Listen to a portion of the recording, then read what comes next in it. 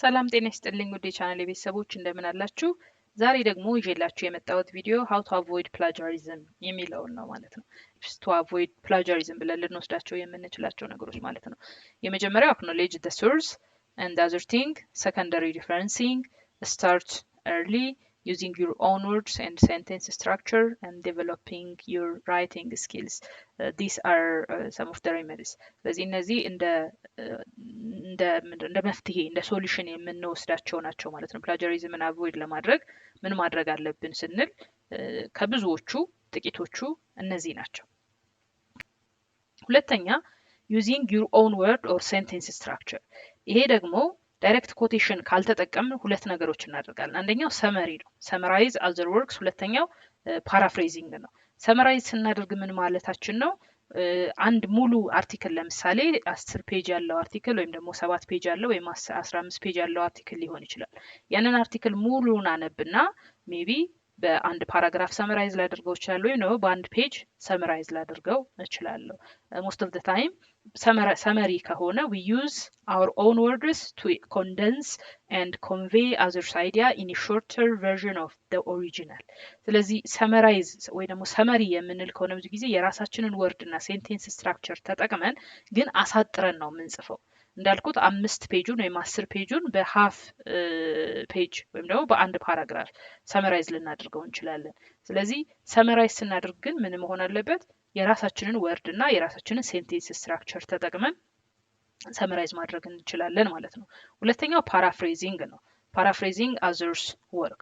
We must use our own words and also sentence structure. እዚህ ጋር የራሳችንን ወርድ የራሳችንን ሴንቴንስ ስትራክቸር መጠቀም አለብን።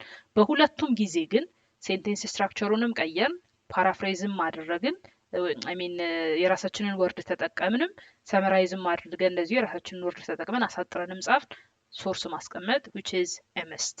ሶርስ ማስቀመጥ ግዴታ ነው፣ ኦፕሽናል አይደለም። አይዲያውን ከሌላ እስከወሰድን ድረስ we need to put a source። ሶርስ ከየት እንደወሰድ ነው ሶርሱን ማስቀመጥ አለብን። ፓራፍሬዝ ማድረጋችን የሚጠቅመን ለምንድን ነው?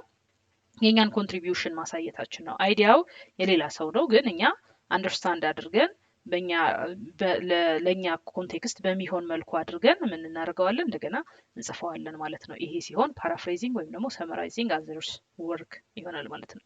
ይሄንን ማድረግ ብዙ ጊዜ እንድናደርግ የሚጠበቀው ወይ ሰመራይዝ ማድረግ ነው ወይ ደግሞ ፓራፍሬዝ ማድረግ ነው።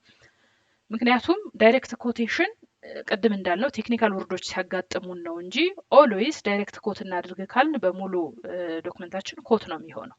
ያ ደግሞ እንደ ሪሰርቸር የኛ ኮንትሪቢዩሽን አይታይበትም። ስለዚህ አይዲያ ኦርጋናይዝ ማድረግ የኛ አንድ ከሪሰርቸር የሚጠበቅ ነገር ነው። አይዲያችን ከተለያየ ቦታ የተለያየ ዶክመንት አንብበን ያንን አይዲያ ኦርጋናይዝ አድርገን አንድ ባክግራውንድ ጽፈን ፕሮብለም ስቴትመንት ጽፈን ከዛ ውስጥ ጋፕ አይደንቲፋይ አድርገን ሪሰርች እንድንሰራ የሚጠበቀው በዛ መልኩ ስለሆነ ሰመሪ እና ፓራፍሬዚንግ የግድ ነው ሪሰርች ውስጥ ማለት ነው፣ ኦፕሽናል አይደሉም። ዳይሬክት ኮት ወይም ደግሞ የመጀመሪያው ያየነው ቴክኒካል ነገሮች ሲያጋጥሙን ብቻ የምንጠቀመው ነው። ስለዚህ በእነዚህ በሁለቱ ጊዜም ምን ያስፈልገናል? ሳይቴሽን ያስፈልጋል። So whether we paraphrasing or summarizing, we must always cite the source of our information. አንደኛ። ሁለተኛ ensure that we are reproducing the exact meaning of other authors' idea or facts, and then we are doing so using our own words and sentence structure. ስለዚህ ሳይቴሽን የግድ ነው። ሁለተኛ ደግሞ ሪራይት ስናደርግ ወይም ደግሞ ሪፍሬዝ ስናደርግ ወይም ሰመራይዝ ስናደርግ we need to make sure that we reproducing the exact meaning of the author's idea።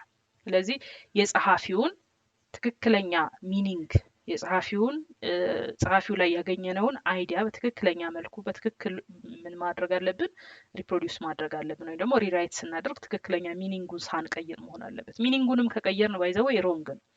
ምክንያቱም ሰውየው ያላለውን አለ እያልን ነው ማለት ነው፣ ወይም ደግሞ ጸሐፊው ያላለውን አለ እያልን ነው ማለት ነው፣ which is wrong። ስለዚህ ጸሐፊው ያለውን አይዲያውን በትክክል አንደርስታንድ አድርገን እንደገና በራሳችን ወርድ በራሳችን ሴንቴንስ ስትራክቸር መጻፍ አለብን ማለት ነው።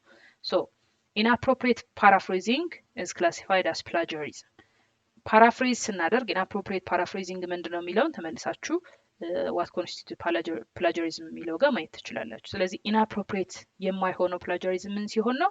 የራሳችንን ሴንቴንስ ስትራክቸር የራሳችንን ወርድ ተጠቅመን ምን ማድረግ ስንችል ነው? ሰመራይዝ ማድረግ ወይም ደግሞ ፓራፍሬዝ ማድረግ ስንችል ነው ማለት ነው። የዛሬው ቪዲዮ ይሄንን ይመስላል።